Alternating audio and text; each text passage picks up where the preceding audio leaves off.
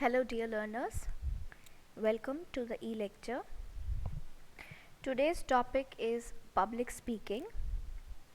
This topic is from your subject code 1009, that is Communication Skills in English Lab.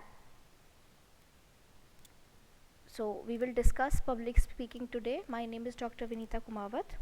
I am lecturer in English at Government Polytechnic College, Rasa. So let's begin our today's e-lecture on public speaking.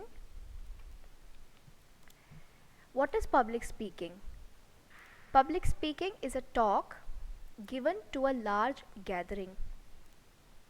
जब हम किसी बड़ी सभा को संबोधित करते हैं, बड़ी सभा में अपनी कोई टॉक डिलीवर करते हैं, तो उसे पब्लिक स्पीकिंग कहा जाता है. Public speaking is an experience that few look forward to with relish. Public speaking एक ऐसा अनुभव है जिसे बहुत कम लोग ही enjoy करते हैं या बहुत कम लोग ही पब्लिक स्पीकिंग करना चाहते हैं. Even the most outgoing people experience stage fright when in a public situation. ऐसे लोग जो ज़्यादातर घूमते रहते हैं, आउटगोइंग होते हैं, ऐसे लोगों को भी अगर पब्लिक सिचुएशन में कुछ बोलने के लिए कहा जाए तो उन्हें भी स्टेज फ्राइट होने लगता है, स्टेज फियर होने लगता है. In professional lives, we come across a variety of situations when we want to be listened to and when we are required to speak in public. Professional lives में ऐसा बहुत बार ऐसी सिचुएशंस क्रिएट होती हैं जब हम चाहते हैं कि कोई हमारी बात सुने, और ऐसी सिचुएशन में बहुत बार ऐसे मौके भी आते हैं जब हमें पब्लिक में बोलने की ज़रूरत होती है. It's purpose is usually to encourage, appreciate, congratulate और एंटरटेन. पब्लिक स्पीकिंग का जो पर्पज़ है, जो ऑब्जेक्टिव है, वो ज़्यादातर या तो किसी को एनकरेज करने के लिए, प्रोत्साहित करने के लिए, या किसी को अप्रिशिएट, किसी की तारीफ़ करने के लिए, किसी को कॉन्ग्रेचुलेट या किसी को एंटरटेन, मनोरंजन के लिए किया जाता है. It is followed by applause from the audience. और क्योंकि ये पब्लिक स्पीकिंग है, वहाँ ऑडियंस है, तो अक्सर ऑडियंस अपलॉड करती है, ऑडियंस तालियां बजाकर उत्साहवर्धन करती हैं. Whether you are selling a product और service, handling an angry customer, making a speech, briefing a group, asking for a rise, or just reading aloud your report, presenting well is an important part of career. चाहे आप कोई product या service बेच रहे हों, या अगर आप कस्टमर केयर फील्ड में हैं, या आप किसी कस्टमर से डील कर रहे हैं, तो एंग्री कस्टमर को डील करना हो, या स्पीच देनी हो, किसी ग्रुप को उसके जो जॉब रोल्स हैं वो डिफ़ाइन करने हो, या आपको अपनी सैलरी में हाइक चाहिए, उसके लिए रिक्वेस्ट करनी हो, या अपनी रिपोर्ट को सबके सामने पढ़ना हो, प्रेजेंट करना हो, तो ये सारी सिचुएशंस ऐसी हैं जो कि आपके करियर का एक इम्पॉर्टेंट पार्ट हो सकती हैं, और इन सारी सिचुएशंस में अच्छे से प्रेजेंट करना बहुत ज़रूरी होता है. Persons in responsible positions must be good speakers, as there are many occasions when they are required to address an audience. ऐसे लोग जो कि रेस्पेक्टेबल पोजीशंस में होते हैं, जो ज़िम्मेदारी वाली पोजीशंस में होते हैं, उन्हें अच्छा स्पीकर होना बहुत ज़रूरी है, क्योंकि ऐसे बहुत से ओकेजन्स, बहुत से अवसर होते हैं जब उन्हें ऑडियंस को संबोधित करना पड़ता है. Speaking in public involves an audience and a speaker. Public speaking के दो मेन पार्ट्स हैं, एक स्पीकर और एक लिसनर. और लिसनर जो होगी वो पब्लिक होगी, तो एक बहुत बड़ी ऑडियंस, लार्ज गैदरिंग जो है वो पब्लिक स्पीकिंग का एक इम्पॉर्टेंट पार्ट होती है. Moreover, the responsibility of the communication rests more with the speaker than the audience. ऐसी सिचुएशन में पब्लिक स्पीकिंग में कम्युनिकेशन की जो रिस्पॉन्सिबिलिटी है कि कम्युनिकेशन इफ़ेक्टिव हो, अच्छा हो, इसकी जिम्मेदारी ज़्यादा स्पीकर पर होती है ऑडियंस के कंपैरिजन में. Being able to speak well is an asset in any profession. अच्छा बोलना और बहुत कॉन्फिडेंटली बोलना, ये किसी भी प्रोफेशन में एक बहुत बड़ी असेट होती है. Speaking skills can be cultivated and developed with some knowledge of the formal aspects of public speaking and with practice. Speaking skills को डेवलप किया जा सकता है, कल्टिवेट किया जा सकता है. कब? जब हमें पब्लिक स्पीकिंग के कुछ फॉर्मल एस्पेक्ट्स का ज्ञान हो और प्रैक्टिस से भी हम अपनी पब्लिक स्किल्स, स्पीकिंग स्किल्स को इम्प्रूव कर सकते हैं, डेवलप कर सकते हैं। The most important requirement for public speaking is it's preparation. Public speaking के लिए सबसे ज़रूरी जो इम्पॉर्टेंट बात है वो है प्रिपरेशन। बिना प्रिपरेशन के आप पब्लिक स्पीकिंग नहीं कर सकते हैं। We envy people who make seemingly effortless presentations with their winning confidence, ease and perfect timing। ऐसे लोग जो कि इस तरीके से प्रेजेंट करते हैं कि मानो उन्हें बिल्कुल भी मेहनत ना करनी पड़ी हो, कोई एफर्ट्स ना लगाने पड़े हों, और वो अपने कॉन्फिडेंस से, अपनी ईज से और अपनी परफेक्ट टाइमिंग से लोगों का दिल जीत लेते हैं, अपनी प्रेजेंटेशंस को बहुत इफ़ेक्टिव बना लेते हैं। तो ऐसे लोगों को अक्सर लोग एनवी करते हैं। And yet the most perfect presentations are usually the most well rehearsed and carefully constructed। लेकिन ये कहना आसान नहीं है कि जितनी भी हम परफेक्ट प्रेजेंटेशंस को सुनते हैं, देखते हैं, अक्सर वो सभी प्रेजेंटेशंस वेल रिहर्स्ड होती हैं, बार बार उनमें प्रैक्टिस किया गया हुआ होता है, एंड केयरफुली कंस्ट्रक्टेड, उन्हें बहुत ध्यान से बनाया गया होता है।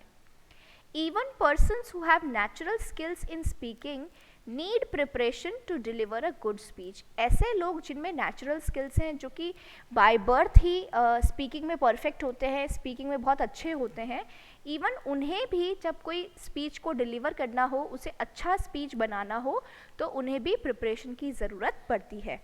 तो हम ये कह सकते हैं कि पब्लिक स्पीकिंग हो या कोई भी ऐसा सिचुएशन हो, ऐसा ओकेजन हो जब हमें कोई स्पीच डिलीवर करनी है, कोई प्रेजेंटेशन देनी है, तो उस प्रेजेंटेशन पर हमें रिहर्सल्स करने की ज़रूरत है, हमें उस पर प्रैक्टिस करने की ज़रूरत है, और प्रिपरेशन की हमें सबसे ज़्यादा ज़रूरत है, ताकि हम उस प्रेजेंटेशन को बहुत इफ़ेक्टिव बना सकें।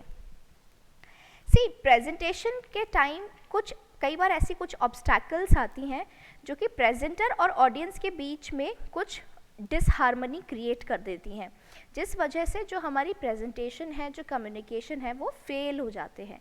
ऐसे ऑब्स्टैकल्स हो सकते हैं, फॉर एग्जांपल, अगर आप सिर्फ और सिर्फ अपने कंप्लीट रिटन नोट्स पर रिलाई कर रहे हैं, आप टोटली अपने रिटन नोट्स को देखकर बोल रहे हैं, आपने कुछ भी उसको प्रिपेयर नहीं किया है, आपने उसको ढंग से पढ़ा नहीं है, उसको रिहर्सल नहीं किया है, ऐसी सिचुएशन में जब आप अपनी प्रेजेंटेशन पब्लिक में देते हैं, तो आपका पूरा ध्यान आपकी स्पीच में होता है, जो कि आप देखकर बोल रहे हैं।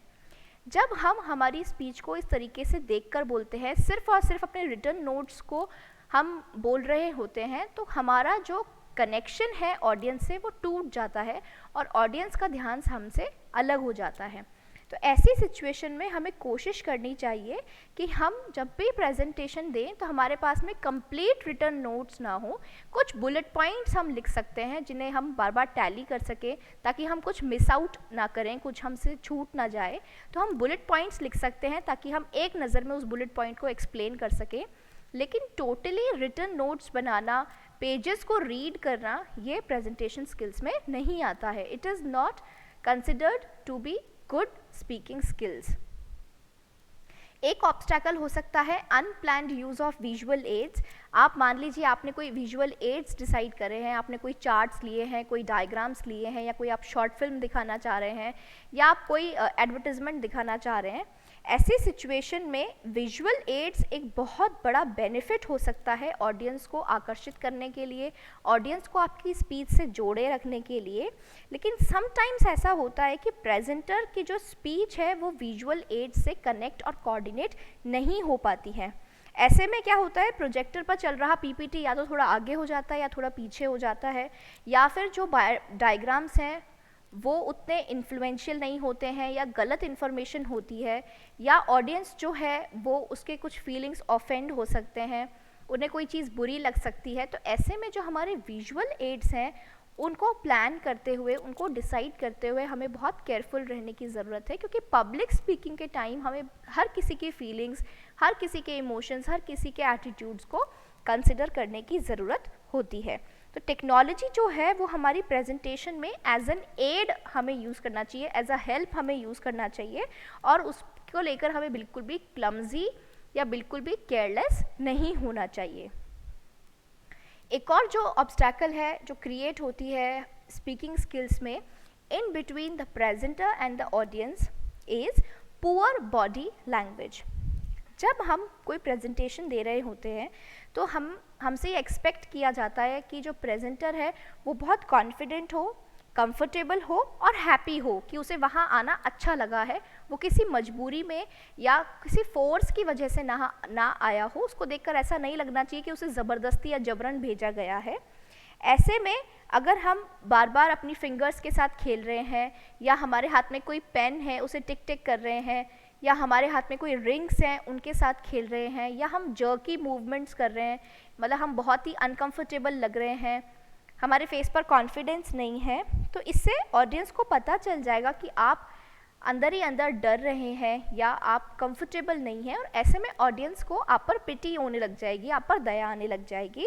और ऐसा करने से आप जो कह रहे हैं, आपका जो मैसेज है, वो ऑडियंस पूरी तरीके से उसको कॉन्सेंट्रेट होकर नहीं सुन पाती है, क्योंकि उसका ध्यान आपके फिज़िकल मूवमेंट्स पर ज़्यादा होता है। तो हमारी जो बॉडी लैंग्वेज है वो एक बहुत इंपॉर्टेंट रोल प्ले करती है जब हम पब्लिक स्पीकिंग कर रहे होते हैं, बिकॉज हमारे हैंड मूवमेंट्स हो गए, हमारे लेग मूवमेंट्स हो गए, हमारे फेशियल एक्सप्रेशंस हो गए, जेस्चर्स हो गए, पोस्चर्स हो गए, तो ये सारी चीज़ें बहुत इंपॉर्टेंट रोल प्ले करती है जब हम कोई पब्लिक स्पीकिंग कर रहे होते हैं, पब्लिक में कोई स्पीच डिलीवर कर रहे होते हैं। अब सबसे इम्पॉर्टेंट बात है कि इन ऑब्स्टैकल्स को कोई भी कैसे ओवरकम करें, हम कैसे कोशिश करें कि जो ये रुकावटें हमारी पब्लिक स्पीकिंग में आ रही हैं इन्हें हम कैसे दूर कर सकते हैं। तो इसमें सबसे इम्पॉर्टेंट जो स्टेप होता है that is preparation and planning.